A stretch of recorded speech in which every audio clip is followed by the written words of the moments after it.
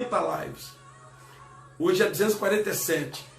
Eu nunca li um texto de Jonas. Já ouvi gente falando que Jonas não é um bom livro para ministrar. Eu amo o livro de Jonas. E hoje eu quero trazer uma palavra para você no livro de Jonas. Jonas, capítulo de número 3. Jonas, capítulo de número 3. Diz assim, a partir do versículo 1. Amém? Vamos lá? Jonas, capítulo de número 3, versículo de número 1. E veio a palavra do Senhor a segunda vez a Jonas dizendo: levanta-te, vai à grande cidade de Nínive e prega contra ela a mensagem que eu te digo. E levantou-se Jonas e foi a Nínive, segundo a palavra do Senhor. Ora, Nínive era uma cidade muito grande, de 3 dias de caminho. E começou Jonas a entrar pela cidade, caminho de um dia, e pregava dizendo: ainda 40 dias, e Nínive será subvertida. Os homens de Nínive creram em Deus, proclamaram um jejum, vestiram-se de saco, desde o maior até o menor. Esta palavra chegou também ao rei de Nínive, e ele se levantou do seu trono, e tirou de si suas vestes, e cobriu-se de saco, e sentou sobre a cinza, e fez uma proclamação que divulgou em Nínive, pelo decreto do rei e dos seus grandes, dizendo: nem homens, nem animais, nem bois, nem ovelhas, provem coisa alguma, nem se lhes dê alimento, e nem bebam água. Mas os homens e os animais sejam cobertos de saco, e clamem fortemente a Deus, e convertam-se cada um dos seus maus caminhos, e da violência que há nas suas mãos. Quem sabe se Deus se voltará, e se arrependerá, e se apartará do furor da sua ira, de sorte que não pereçamos. E Deus viu a obra deles, como se converteram do seu mau caminho. E Deus se arrependeu do mal que tinha anunciado que lhes faria, e não o fez. Meu Deus, que palavra é essa? Ontem eu conversando com Fatinha falou sobre isso. A Fatinha de Giba estava falando sobre algo que Deus ministrou para ela sobre esse texto de Jonas. Eu achei aquilo lindo que Deus ministrou para ela. E aí eu estou desde ontem mastigando esse texto. Irmãos, os nossos pecados, eles geram decretos de morte para nós. A Bíblia diz que não há maldição sem causa. Nós temos uma amnésia muito grande dos erros que cometemos. Até porque muitas coisas que nós não consideramos pecado ou erro, diante de Deus são. O fato de eu não ligar para alguma coisa não quer dizer que Deus não liga. E o que acontece? Eu hoje ainda estava fazendo um aconselhamento, e eu disse para esta pessoa que nós temos, eu já trouxe essa ministração uma vez falando sobre isso, nós temos um cartão de crédito ilimitado que Deus deu a cada ser humano, que se chama livre-arbítrio. Você pode passar onde você quiser. Você pode usar na santidade, você pode usar no pecado, você pode usar na igreja, você pode usar na zoeira, você pode usar o teu cartão de crédito chamado livre-arbítrio, onde você quiser. Você pode usar para ir para perto de Deus, para ir para longe de Deus. Você pode usar para adorar a Deus, para adorar o inimigo. Você pode usar o teu cartão de crédito para adulterar, ou para amar a tua família, para mentir ou para dizer a verdade. O cartão é teu. Você usa a teu bel prazer. Porém, quando você usa este livre-arbítrio, esse cartão de crédito espiritual, para o bem, esse cartão de crédito gera para você bônus, coisa que aqui no mundo não existe, né? Eles têm um sistema de pontos aí, mas é muito vagabundinho. O do céu é diferente. Quando você usa para fazer coisas boas, quando você usa para obedecer a Deus. Toda vez que você passa esse cartão em obediência a Deus, e geralmente quando você está em obediência a Deus, você está contrário à sua carne, aos seus desejos, às suas vontades. Todas as vezes que você passa esse cartão de crédito em obediência, eu podia xingar, mas eu não vou xingar, eu podia odiar, mas eu vou amar, eu podia bater, mas eu vou dar um carinho, eu podia mandar sair, mas eu vou falar para ficar, eu podia gritar, mas eu vou falar manso, eu podia odiar, mas eu vou perdoar. Todas as vezes que eu venço a minha carne e eu uso o meu cartão de crédito espiritual chamado livre-arbítrio para obedecer a Deus, eu gero bônus lá no céu. A Bíblia diz que isso se chama memorial diante de Deus. E esse memorial, meu irmão, quando ele volta para você, pelo amor de Deus, é coisa linda. São bênçãos sem medidas.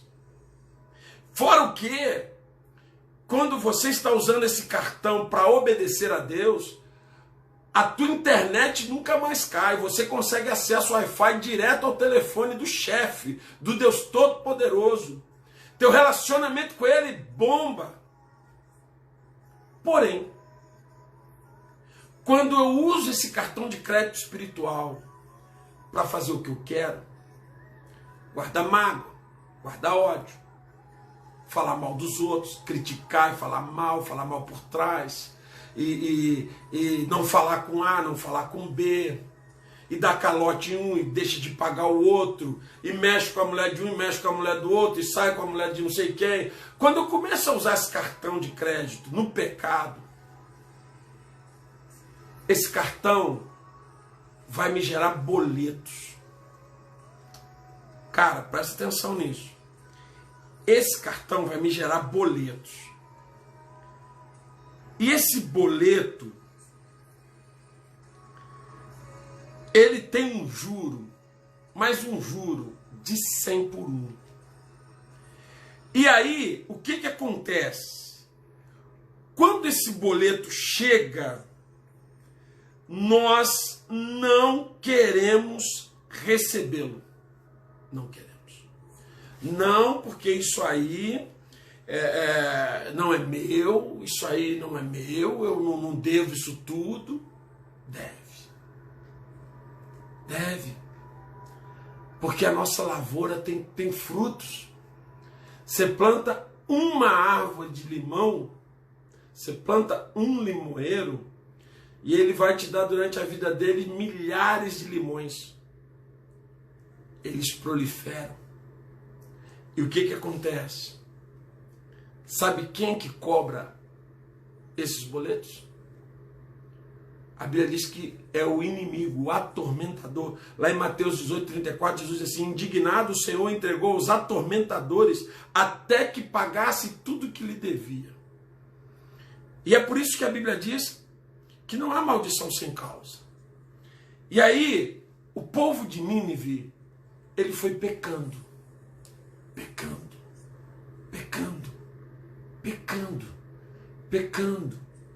Pecando e se degradando. E isso subiu diante de Deus. E Deus liberou um decreto para que a cidade fosse destruída. Assim como Sodoma e Gomorra. E então, a Bíblia diz que Deus levanta o profeta Jonas e diz para ele: vai até a cidade de Nínive e diz para ela que vai ter uma quarentena. Versículo de número 4 do capítulo 3 de Jonas. E Jonas dizia: ainda 40 dias e Nínive será subvertida, será destruída, aniquilada. Uma quarentena. O pecado de Nínive subiu. Os boletos já não tem mais como ser pago. O pecado está altíssimo.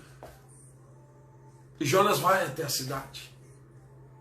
Jonas está com um decreto de Deus. Nínive vai ser destruída porque pecou, se afastou de Deus. E agora chegou a hora do boleto. E Nínive não tem como pagar. E a palavra de Deus diz que Jonas passa avisando. Nínive vai ser destruída. 40 dias e Nínive será subvertida. Não haverá mais nada de Nínive. Assim como Sodoma, assim como Gomorra, Nínive será destruída. Mas, irmãos, olha que interessante como que a Bíblia ela é apaixonante, ela é maravilhosa. Deuteronômio capítulo, segunda crônica, capítulo 7, que todo mundo conhece, de Cós salteado. Deus fala para Salomão, Salomão, se a peste vier sobre a terra, se o mal vier sobre a terra, se o povo ficar doente, se não chover mais, e esse povo que se chama pelo meu nome se humilhar e orar e buscar a minha face, se converter dos seus maus caminhos, aí então os ouvirei dos céus, perdoarei os seus pecados e sararei a sua terra.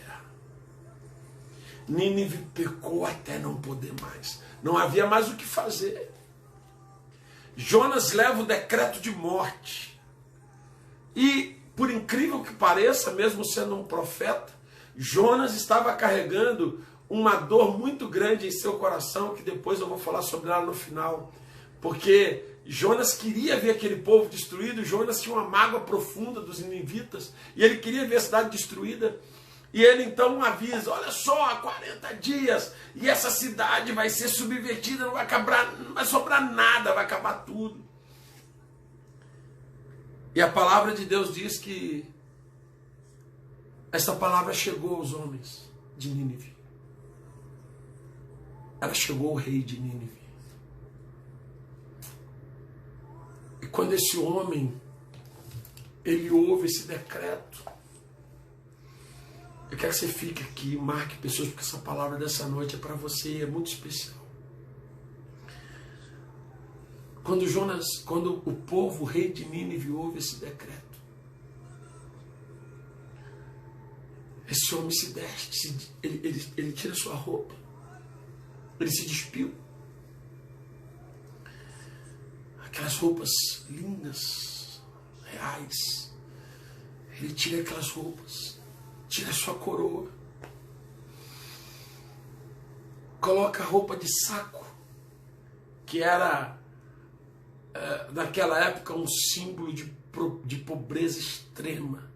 Então, quando você queria se humilhar muito, você colocava a roupa de saco, porque era pobreza extrema. Ele manda os empregados trazerem cinzas, e ele se senta sobre as cinzas. Aquilo era assim, para a cultura do judeu, naquela época, era a humilhação extrema, super, mega, power extrema. Não havia mais nada a fazer. Quando você colocava uma roupa de saco e se sentava sobre a cinza, você estava realmente dizendo, eu não sou mais nada, acabou tudo, não tem nada. E o rei fez isso. E ele ordenou, hoje, em toda Nínive, ninguém vai comer. Nem homens, nem mulheres, nem crianças, nem os bois, nem os animais, nem os filhotes, nada, ninguém vai comer. Ninguém vai beber. Ele diz assim, irmãos, eu me emociono porque, cara, eu me imagino lá nessa cidade, eu me imagino junto desse rei vendo essa cena. E ele diz assim, ele disse, nem homens, nem animais, nem bois, nem ovelhas provem coisa alguma, nem se lhes dê alimento, nem bebam água. Mas que todos os homens e animais sejam cobertos de sacos e clamem fortemente a Deus. E se convertam cada um do seu caminho, ou seja, do seu pecado e da violência que há nas suas mãos. Sabe qual é o problema, irmãos? A igreja tem confundido arrependimento com remorso. Eu ministrei já uma live sobre isso. O remorso gera dor. O remorso gera culpa. Meu Deus, eu não podia ter feito aquilo, eu não podia ter xingado a minha esposa, eu não podia ter batido no fulano, eu não podia ter berrado pro ciclano, eu não podia ter feito aquilo, eu não podia ter... Ai, Senhor, eu não podia. Mas você continua fazendo. Você chora, você se humilha, você sofre. Amanhã você vai fazer a mesma coisa. Porque você está com remorso. E remorso não gera mudanças. Olha o que esse rei está dizendo.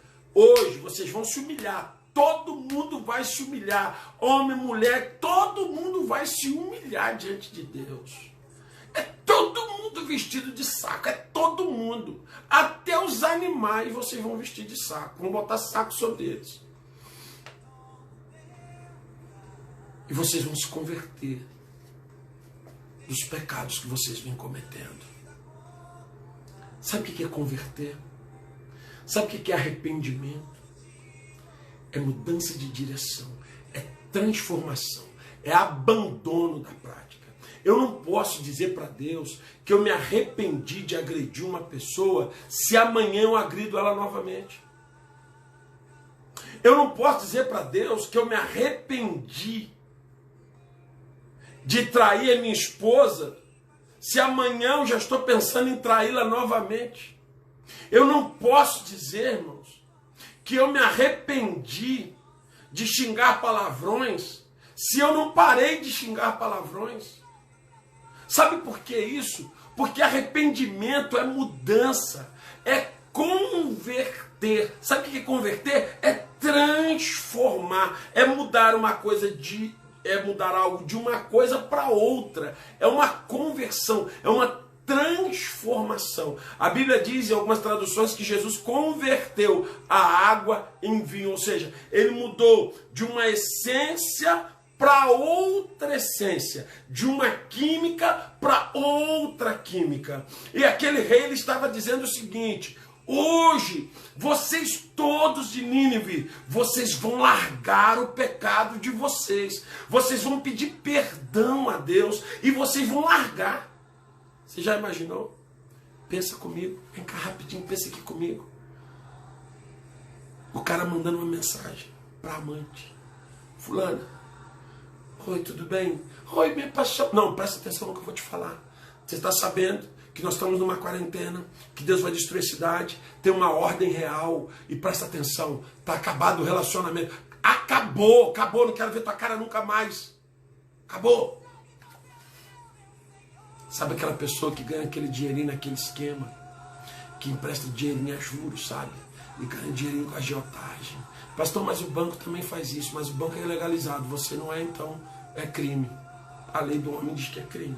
Aí você pega e vai ligar pro cara, vai dizer: ó, só, meu irmão, você me paga o meu capital aí, devolve meu dinheiro, porque é o seguinte, acabou, não empresta mais dinheiro, acabou. Eu tô mudando, eu não quero morrer, eu quero que Deus me perdoe.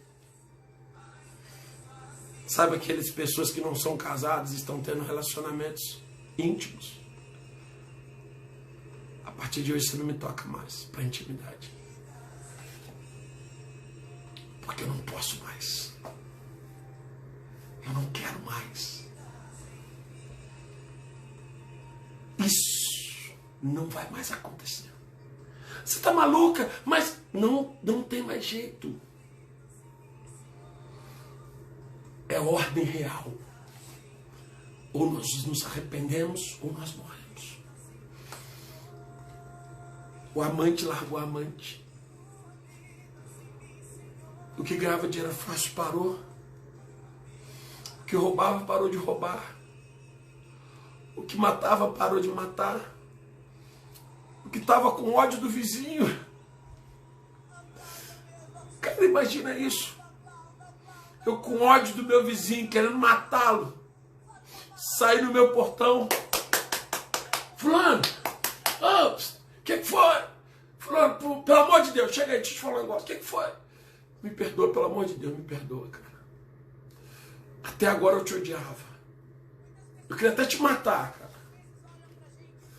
Mas hoje eu me arrependo do ódio que eu tinha por você. E eu vim te pedir perdão, me perdoa.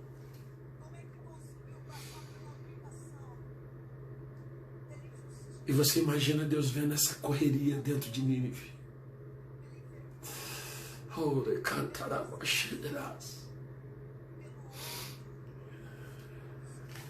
Homens humilhados.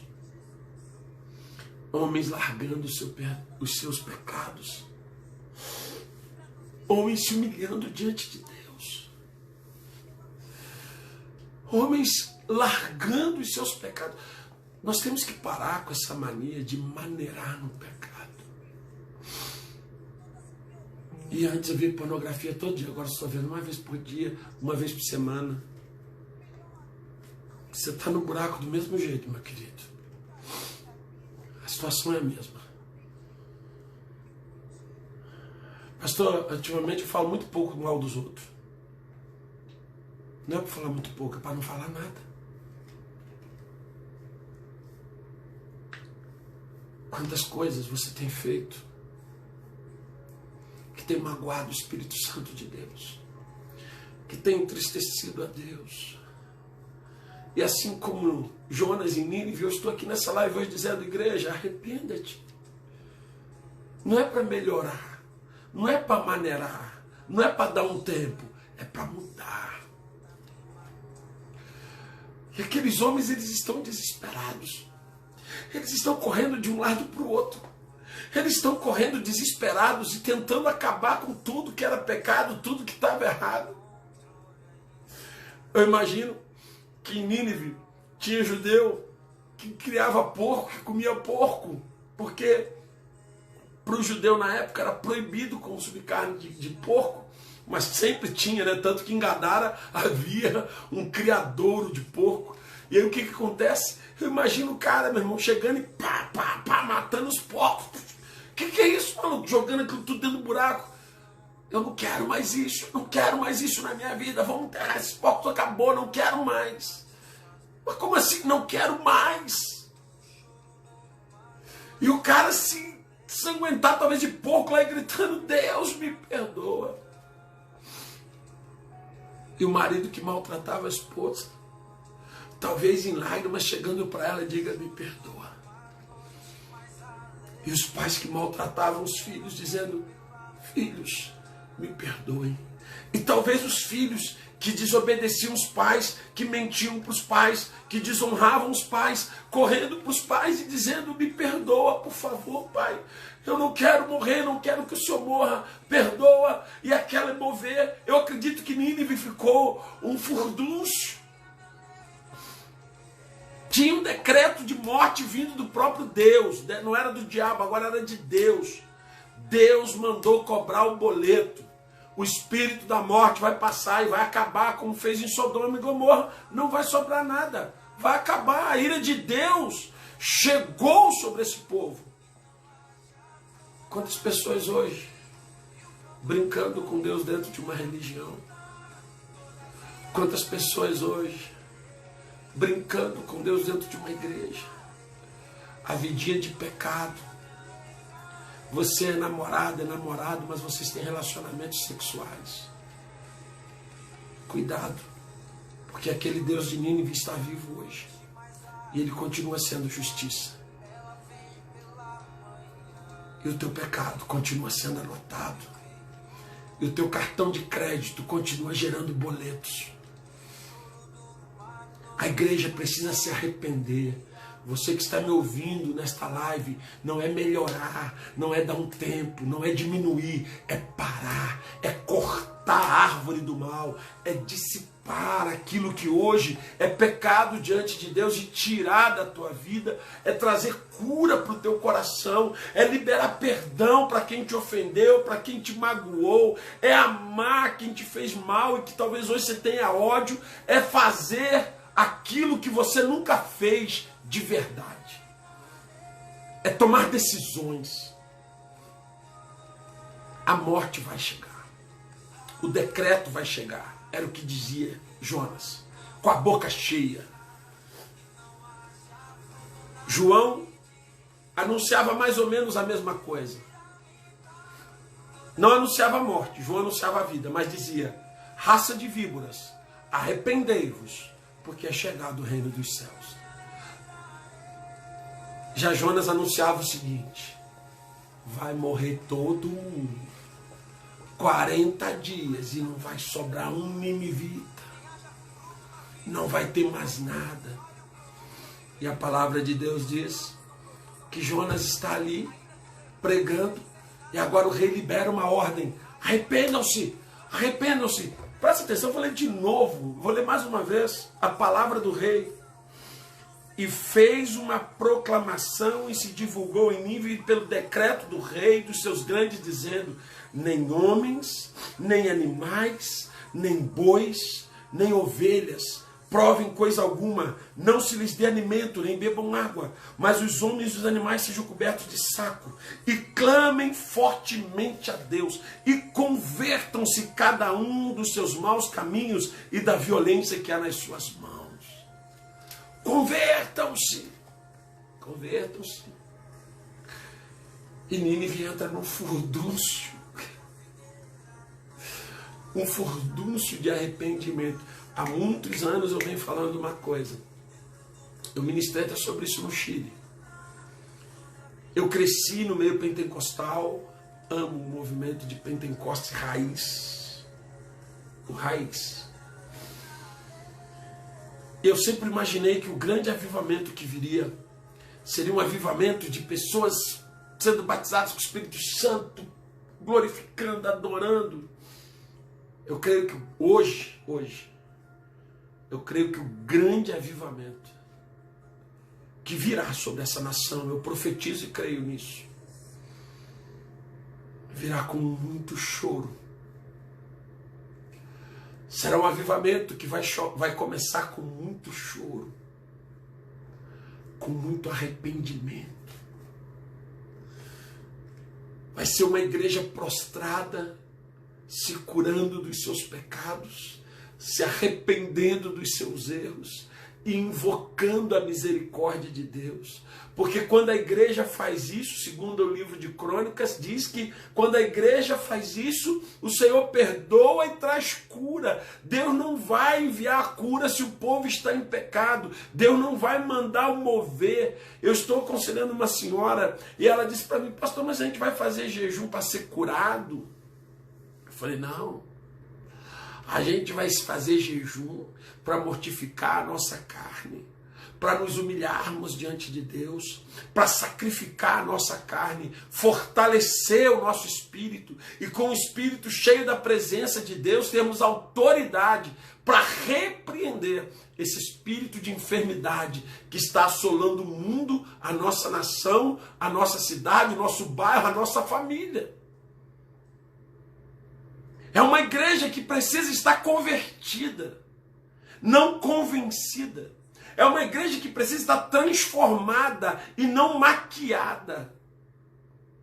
Não adianta você ir para a igreja, cantar com cara de santa, de santo, ir para a igreja e pregar com cara de santo, se o teu coração está em pecado, se a tua vida está em pecado diante de Deus.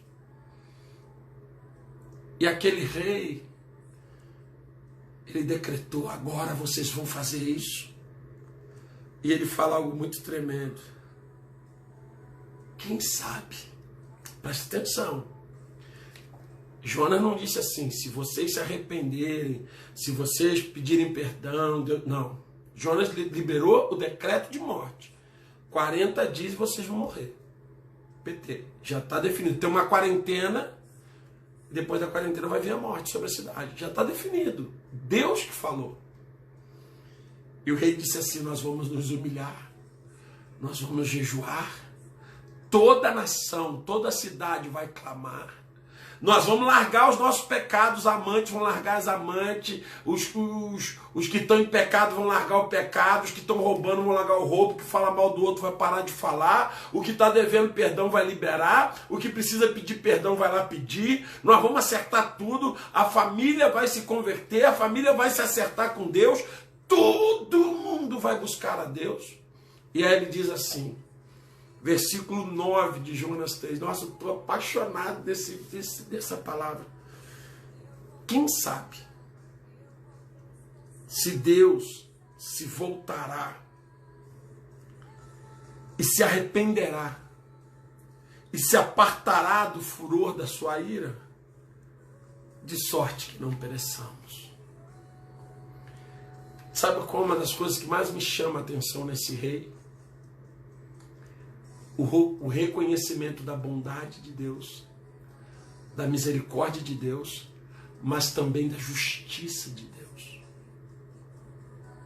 Ele não chegou para Deus e disse, pô Deus, mas aqui nem todo mundo é pecador. Deus, aqui tem crianças. Deus, aqui tem gente inocente. Deus, não, cara. Ele assumiu. Ele entendeu. Ele olhou para o povo dele, ele viu o pecado que estava estabelecido na cidade dele. E ele falou o seguinte, cara, chegou o boleto, não tem o que fazer. Deus está certo, Deus é justo, não há maldição sem causa. Deus é justo, chegou o boleto. Não é porque eu não lembro do mal que eu fiz que ele não vai me trazer frutos. E ele entendeu isso. E aí ele diz, nós vamos nos humilhar, nós vamos parar de pecar, nós vamos buscar a santidade, uma mudança de vida. E quem sabe Deus volte atrás, se a parte da ira que está sobre ele, e nos deixe viver. Quem sabe? Quem sabe? Presta atenção. Não era nenhuma garantia. Nós vamos fazer tudo isso, mas não tem nenhuma garantia. Quem sabe? E aí, eu quero chegar aí para o final dessa palavra que, nossa, essa palavra está demais hoje. Ouça o que eu vou te dizer. Se uma conversão genuína, um arrependimento verdadeiro, um clamor real, mudou um decreto do próprio Deus, Fatia me falou isso, isso ficou muito na minha cabeça. Como não mudará um decreto do médico? Como não mudará o decreto de um juiz? Como não mudará o decreto do teu marido, da tua esposa que disse que está indo embora de casa? Como não mudará o decreto de um médico que diz que a tua doença não tem cura? Como não mudará o decreto de um exame que diz que a tua doença é terminal? Como não mudará? Se mudou um decreto do próprio Deus, porque presta atenção, nossa, isso é poderoso demais. Versículo 10. Deus viu a obra deles. É muita gente suja querendo falar com Deus. É muita gente em pecado querendo ver bênçãos de Deus. É muita gente amiga do pecado e do mundo querendo ter a bênção dos íntimos de Deus. É muita gente que quer o prazer do mundo e viver os milagres de Deus. E quando Deus não fala com eles ou não atende eles, eles ficam bravos, não os atende, eles ficam bravos. E porque Deus... Não, na verdade é uma igreja que é uma noiva que ainda está muito suja. Veio a quarentena para que a noiva tome banho, para que a noiva se lave no sangue do Cordeiro.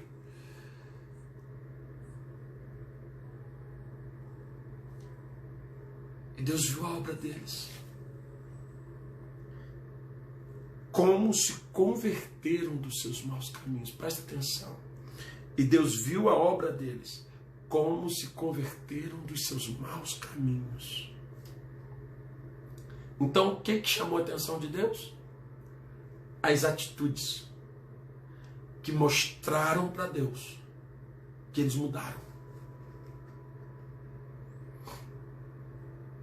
Não foi aquele cara que estava com ódio do outro e mandou uma mensagem assim, a gente estava com problema aí, mas a partir de agora está tudo bem, tá? Não te quero mal, fica com Deus, Deus te abençoe. Não. O cara foi lá. Eu te odiava, eu queria te matar, mas eu vim te pedir perdão. Porque eu quero uma vida nova em Deus. Deus viu isso. Deus viu, olha, a Bíblia está dizendo, senhor, não. Deus viu a obra deles, como se converteram. Presta atenção. Conversão genuína traz obras de conversão. traz frutos de arrependimento. Não dá para você dizer que se converteu, não dá para você dizer que mudou de vida se as tuas atitudes não dizem isso. Não adianta você falar para todo mundo que você agora é de Deus, que eu sou de Deus. Tuas atitudes não dizem isso. O que mostrou para Deus a conversão deles foram as atitudes, as obras.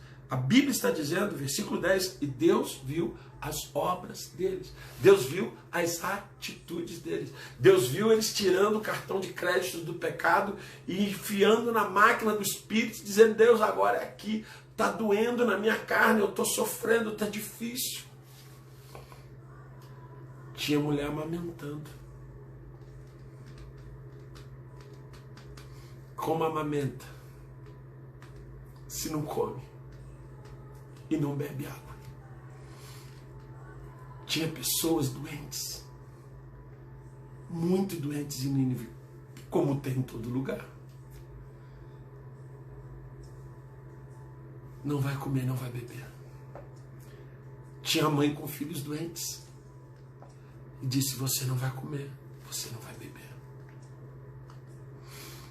A carne estava sendo navalhada, estava sendo cortada no fundo. E eles começaram a tomar atitudes de mudança, atitudes de conversão, atitudes de transformação. E a Bíblia diz, e Deus viu a obra deles, de como se converteram dos seus maus caminhos. E Deus se arrependeu do mal que tinha anunciado que lhes faria e não o fez. Deixa eu terminar, senão vai embora, meu Deus. Uma conversão genuína, uma mudança verdadeira, um clamor de alma pode mudar um decreto que hoje está pesando contra a tua vida. Peça ao Espírito Santo que te convença do pecado e do juízo. Peça ao Espírito Santo que ele te convença dos teus erros, daquilo que você está fazendo e que Deus está triste. Porque às vezes você ouve alguém falando, você ouve eu ministrando, outros pastores ministrando, você ainda fica com raiva. Esse cara é chato. Não, peça-se Deus, me convence. Me convence, Deus, do pecado e do juízo. Me convence, Senhor, do que eu estou fazendo de errado, porque eu quero mudança. Porque quando você fizer um clamor em arrependimento verdadeiro, com o coração íntegro diante de Deus, a Bíblia diz que é um coração quebrantado e contrito, Deus não resistirá. Deus olhou para aquele povo. Ele estava tão irado com o povo que ele falou, vou matar vocês tudo. Aí quando ele olhou para baixo, que ele viu aquele povo fazendo aquilo tudo, ele olhou tudo. Ele disse, Jonas, eu não vou fazer mais. Eu quero esse povo vivo. Um decreto de Deus foi mudado através de uma ação de arrependimento verdadeiro, de humilhação diante de Deus e diante da busca da misericórdia. Não adianta você buscar misericórdia, guarda isso. Não adianta você buscar misericórdia em pecado, cara. Deus, eu estou saindo com a mulher aí, Deus, mas não deixa ela engravidar, não. Tem misericórdia de mim. Deus, eu estou saindo com a mulher, Senhor, mas não deixa eu ficar doente. Ou estou saindo com um homem, Deus, estou traindo meu marido, mas não deixa ele saber, não. Cara, você está pedindo a misericórdia de Deus. Senhor, eu tenho relação com a minha namorada, mas não deixa ela engravidar, não. Como é que funciona isso? Você está pedindo misericórdia para manter o teu pecado? Você está pedindo misericórdia para manter a tua vida de abominação diante de Deus? Você não vai desfrutar dessa misericórdia. A misericórdia é companheira da graça, mas também é companheira da justiça, do amor de Deus. Aquele povo disse: abrimos mão do pecado, desistimos dos nossos pecados para agradar a Deus. E quando Deus viu o arrependimento genuíno, quando Deus viu a mudança na vida daquelas pessoas, daquela vida, daquela família, daquele povo, Deus disse: não. Então eu quero encerrar dizendo para você o seguinte: se um arrependimento verdadeiro, genuíno e um clamor real da alma mudou um decreto de Deus, como não mudará o decreto de um médico, do homem, do inferno, do diabo sobre a tua vida? Talvez você tenha um decreto, o médico disse: vai morrer, o médico vai acontecer isso, o juiz falou: você perdeu a causa, essa situação não vai, as portas se fecharam. Então, um decreto, o diabo decretou que você vai à falência, o inimigo já mandou os anjos dele lá para que você nunca chegue na terra prometida. Tem um monte de decreto valendo, mas quando você estendeu, esses decretos começam a ser mudados. Se Deus mudou um decreto dele, que dirá um do inimigo?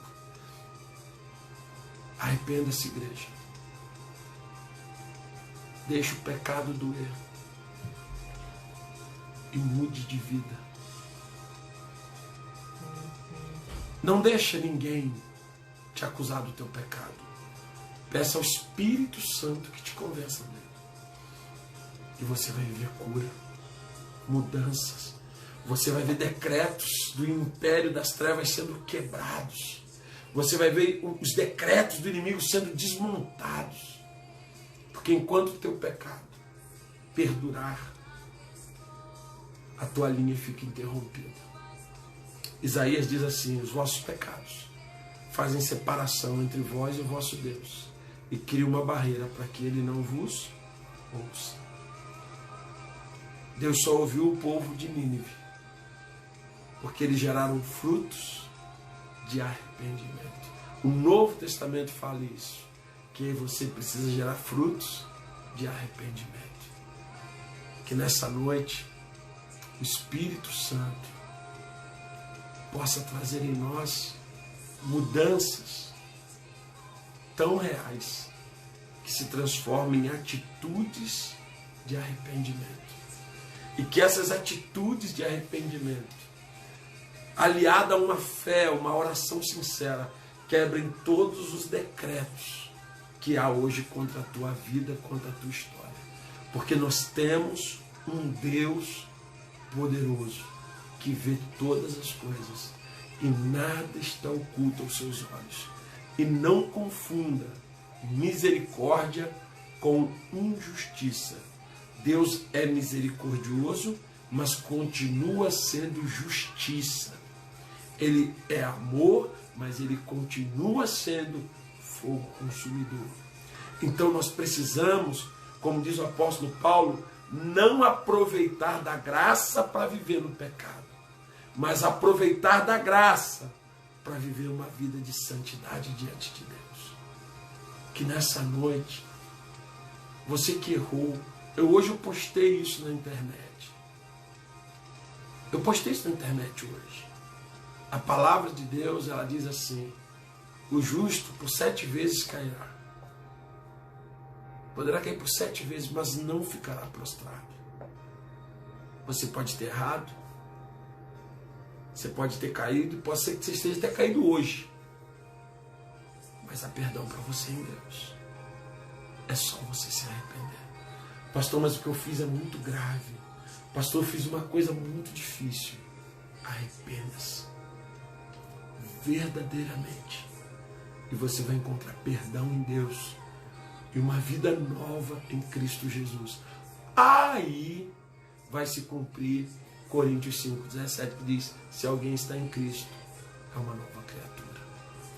Que Deus te leve a esse arrependimento tão real, tão verdadeiro, que te aproxime tanto de Deus, que os decretos contra a tua vida, os decretos de morte contra você, contra a tua família, contra a tua história, sejam anulados e quebrados.